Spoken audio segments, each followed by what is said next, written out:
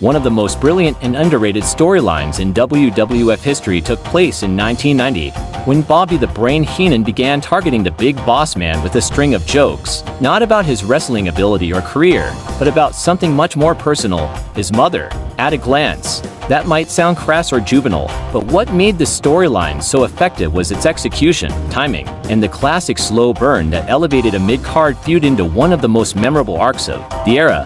Heenan, as always, was at his best, a master antagonist with a razor-sharp tongue. His jabs at the Big Boss Man's mother weren't just random insults. They were delivered with a kind of smarmy, almost gleeful cruelty that made the audience hate him more with every passing week.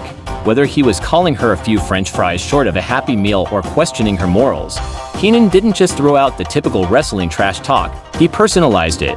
He made it petty, funny, and mean, and it worked. What made this feud really click was the way they let it simmer. At first, Bossman was just insulted. Then he grew more and more angry as the weeks rolled on. The WWF even had Heenan's associates, members of the Heenan family like Rick Rude, Haku, and eventually Mr. Perfect, take shots at Bossman, prolonging the feud and giving him obstacles to fight through. It wasn't just about one guy getting revenge for a joke.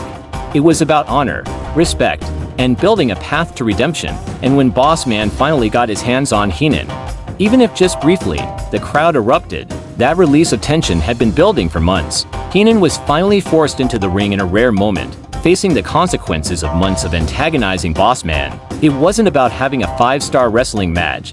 It was about the payoff, the comeuppance, the moment fans had been waiting for. All of this led to WrestleMania 7, where the Big Boss Man challenged Mr. Perfect for the Intercontinental Championship. Even though Heenan himself wasn't in the ring, his presence loomed large.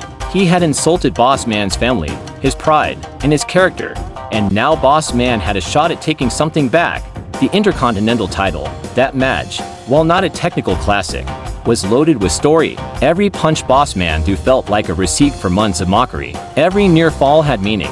What's beautiful about this storyline is its simplicity. It wasn't about complex authority angles, swerves, or contrived shoot promos. It was just a personal grudge rooted in disrespect, and they let it grow. They let the crowd get emotionally invested. Today's wrestling often moves too fast.